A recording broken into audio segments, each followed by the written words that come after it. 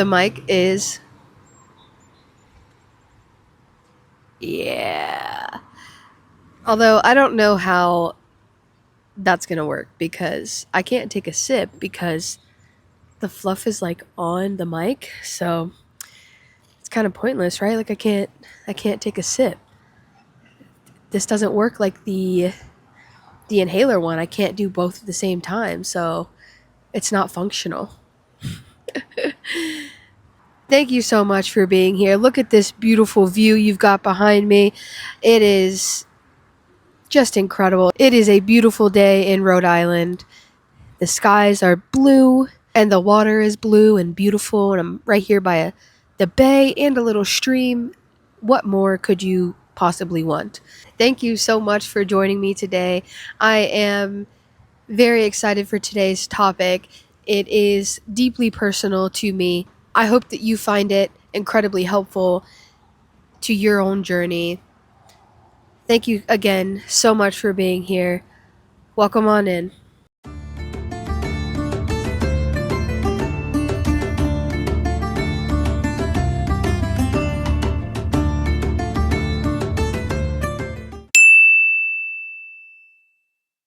I'm going to have to be incredibly vulnerable with you, my audience, which can sometimes be a little bit difficult for me, but I am excited about this topic. I think this has been one of the biggest things that has changed in my life since deciding to go on my own personal growth journey. Man, look at that view. What a shot. This is beautiful. And this is just right down the road from my house. How incredibly lucky am I? I am so blessed to live in a place like this. Check back with me in about 6 months when it's snowing. No, I actually will love it in 6 months. Check back with me next March when it's still snowing. So, today I want to talk about how getting mentally and physically healthier has made me a better partner, a better daughter, and a better friend. It has made me be a better member of my community. It has helped me make an impact on those around me. It's incredibly vulnerable for me to talk about this because a lot of my relationships have changed and have grown because I have decided to be a better version of myself. Healing my mental and physical health has truly been a journey. I am still on that journey. I've got a long way to go, but I have come a long way in this journey. But it has truly helped me do a complete 180 in my life in regard to my community, meaning the people that I love and care about. I want to start the video off by letting you know that you're not alone. You're not alone if you feel disconnected from those around you, if you feel like you're not showing up for the people that you love the way that you want to show up for them. You're not alone if you're struggling because you're not the best version of yourself yet. You're not alone in the shame that you feel because you're not able to put your best foot forward. I see you, and I want to hold space for you. Even though I'm going to talk about how I've changed and how these things have made such an impact on me just by getting healthy, I want to let you know that I see you. And it's okay. It is going to get better. It will. But it's okay that you're not there yet. It's a long journey. But I just wanted you to know that I'm giving you the space now. Before I started focusing on my health, my mental and my physical health, I was incredibly depressed. I mean, to the point where I didn't know what to do with my life. Maybe I didn't even, not necessarily know what to do. It's just, I didn't care. I was so depressed. I was sleeping all day. If I wasn't working, I was sleeping, or I was doom scrolling on TikTok. I wasn't really doing anything. I wasn't moving my body. I was not enjoying myself. And that weighed on the people around me. It weighed the most heavily on my wife. And I used to have a lot of shame around that. And I felt so terrible that she had to deal with that version of me. But I don't hold that shame anymore because I know that as humans, we ebb and we flow. Sometimes I'm 100%. Sometimes I'm 0%. Sometimes I'm 50%. Sometimes I'm 75%. It really just depends on the day. And we're not going to be 100% every single day. And although I do apologize for how I was, but I don't hold shame.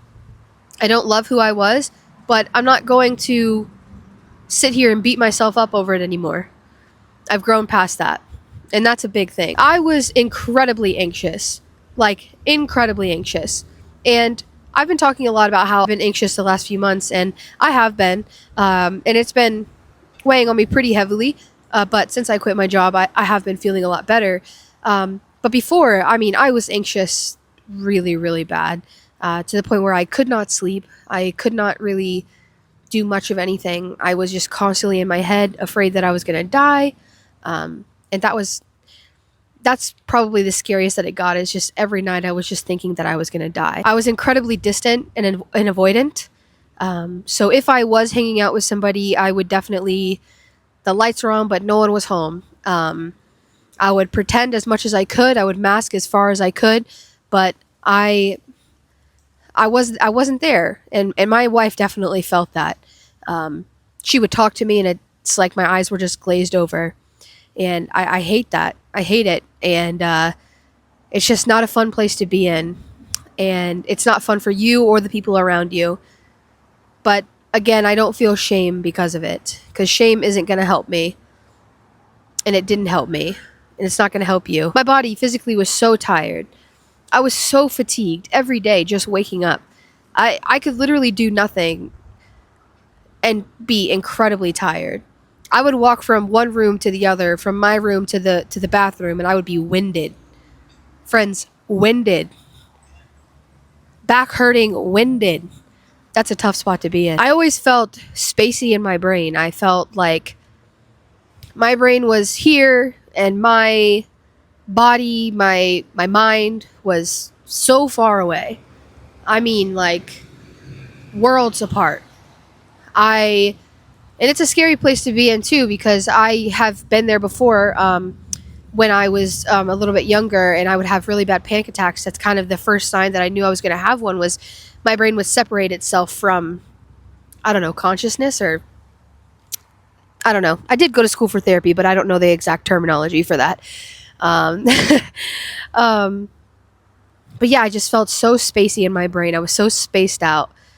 I can imagine that if you had talked to me during that time, I probably was pretty lethargic, like I was slow in my speaking. And that's really the moment that I knew that I needed to change. When I couldn't walk from one room to the next without being in pain and without being so fatigued and out of breath, I knew that something had to change. I couldn't live like that any longer. My marriage was not doing well. I didn't feel close to my friends. I didn't feel close to my family.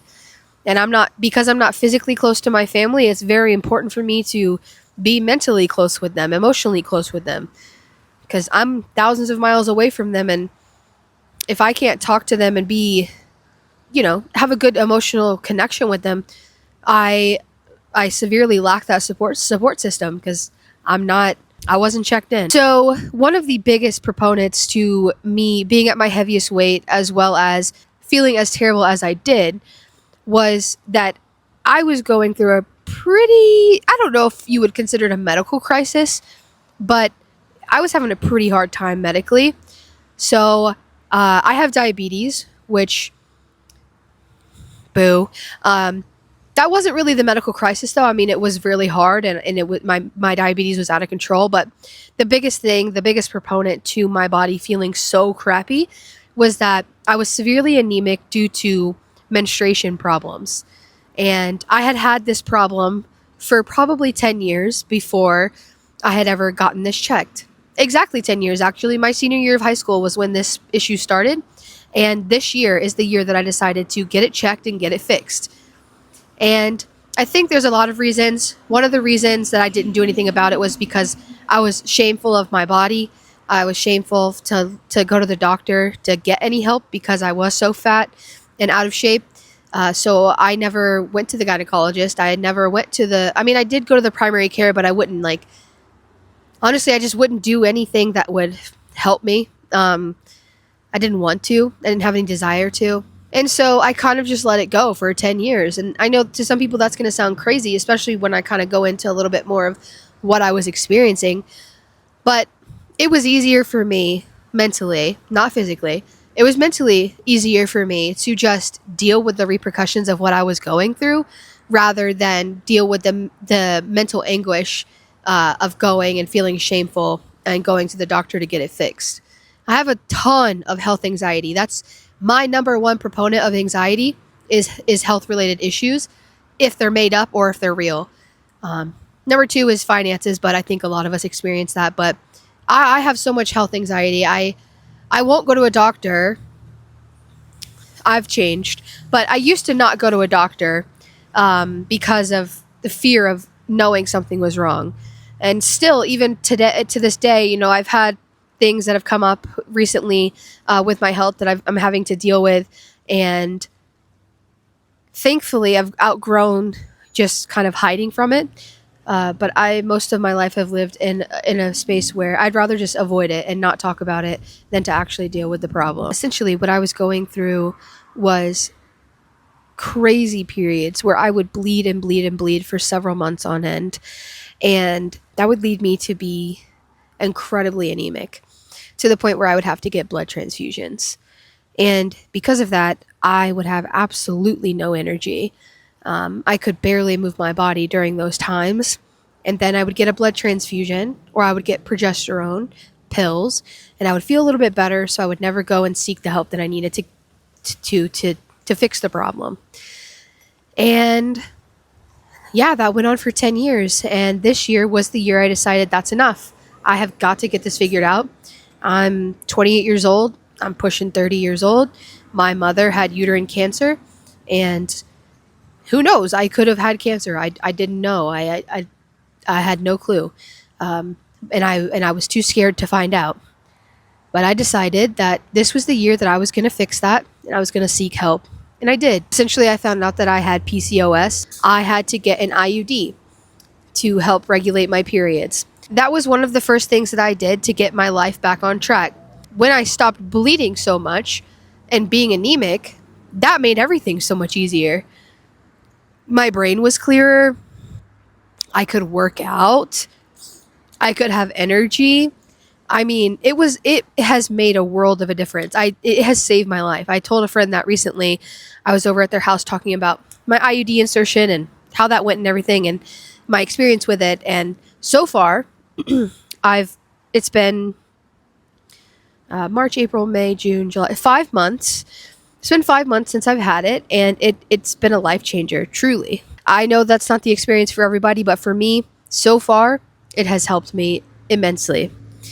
So that's one of the first things that I did to get back on track. Obviously, as some of you may know if you've watched some of my other videos, I've been on a health and fitness journey. And so another thing that I did was I got a Planet Fitness membership, and I started going to the gym. I started very minimally. I would go minutes sometimes, and I would just go and do as much as I could. And I have been consistently working out for the last 6 months.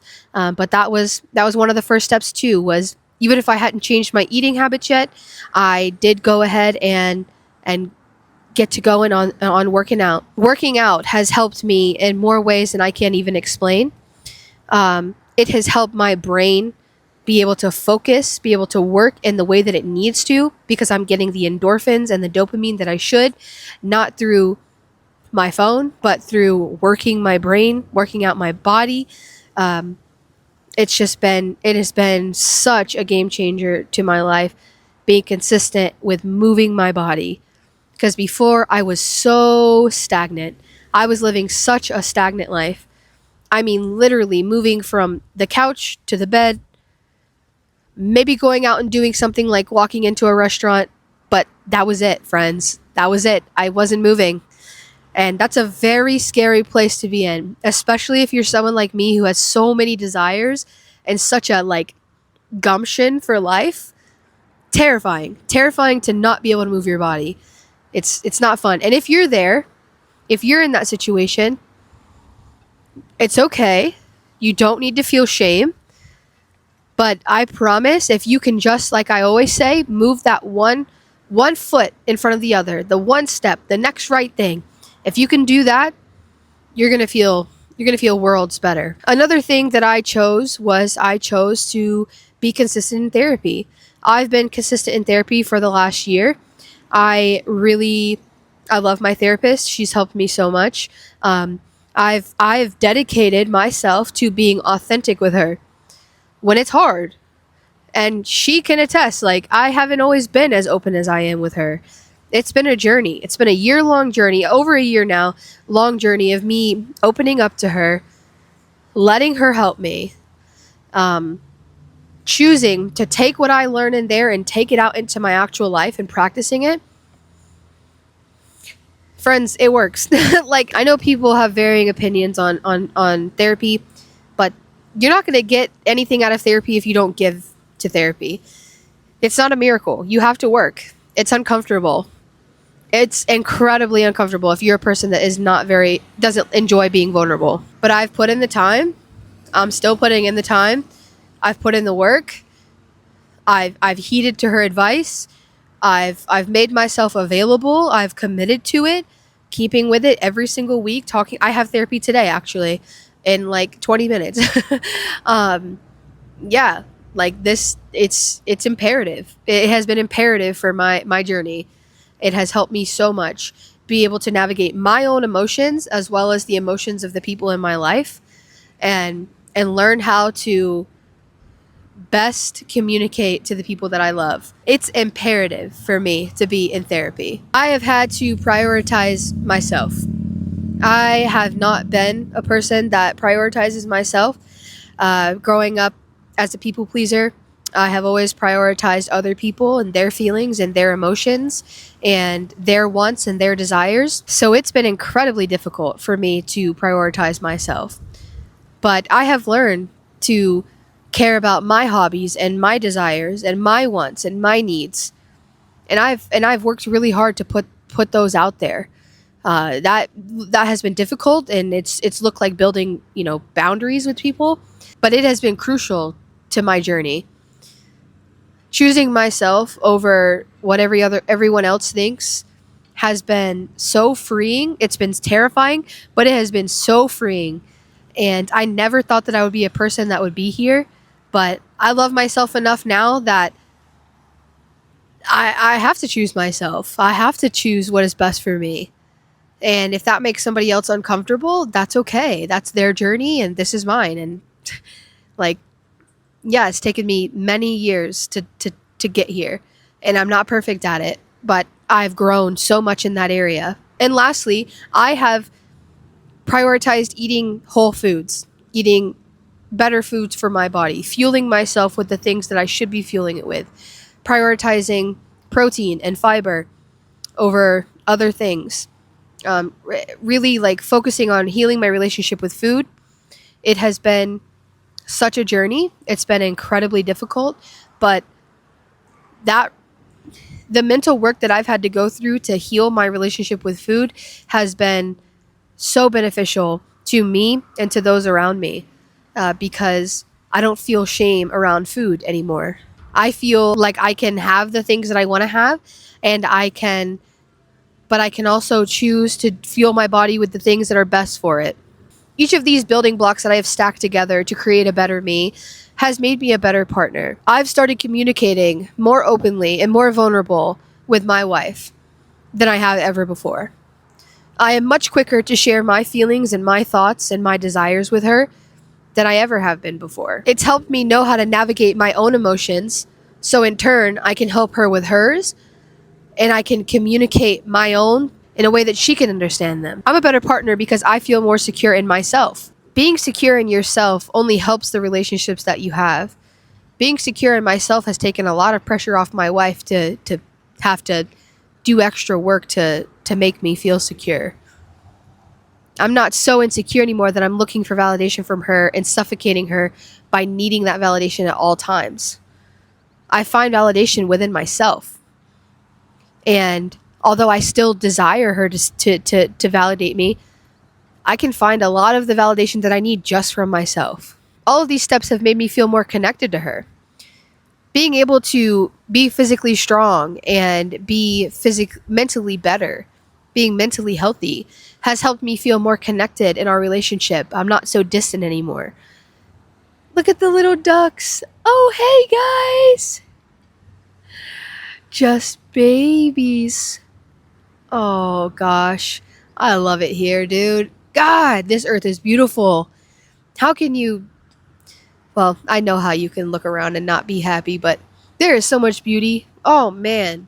Our phones will tell us that there's no beauty in this world, but friend, there is so much beauty.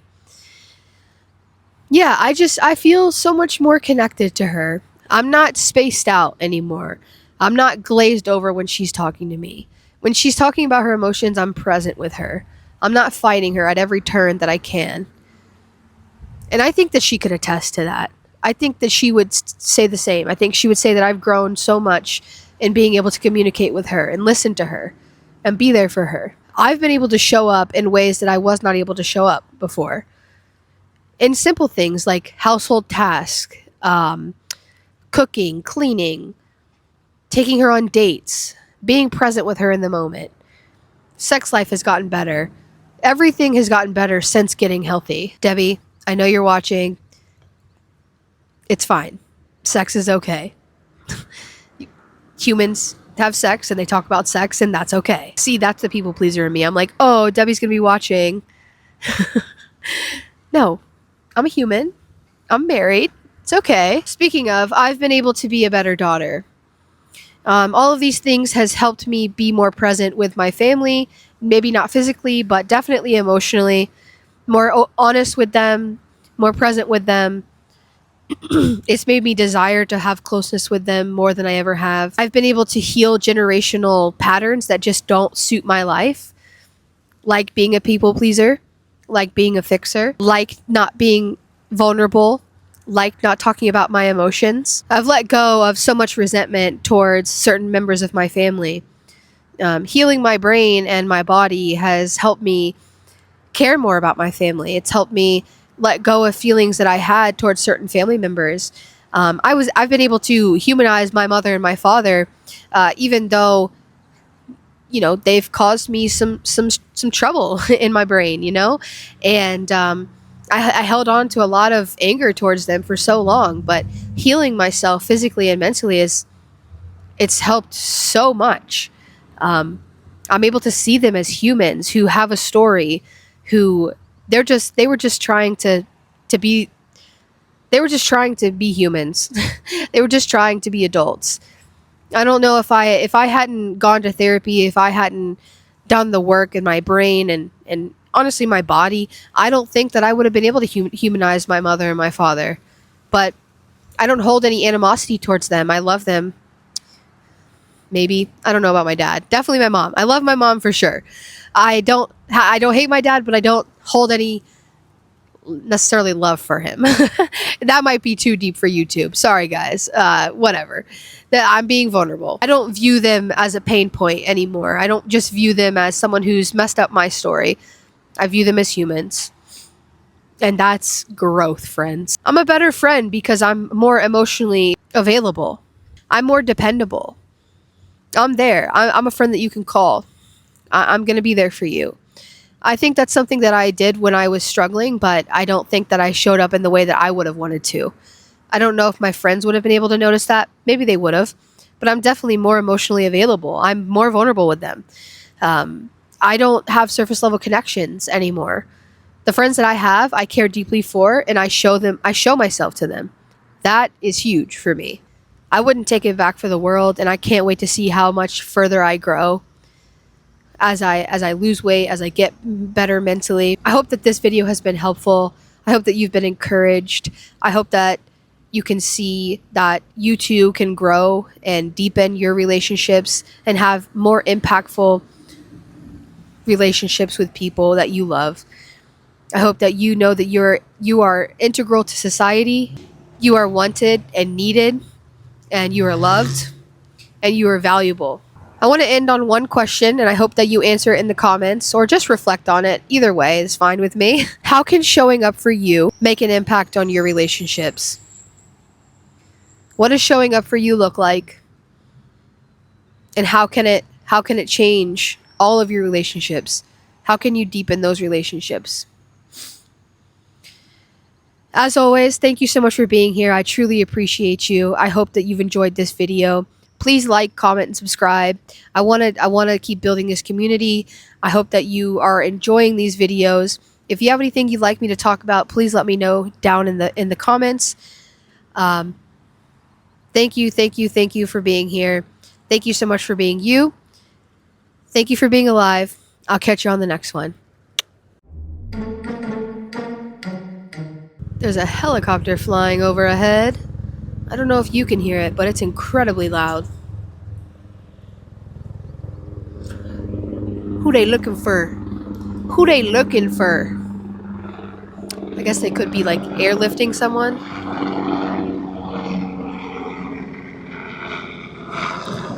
No, that's a military helicopter. Boo. Boo, military. I don't know. I mean, I don't want to be controversial. I'm already controversial enough.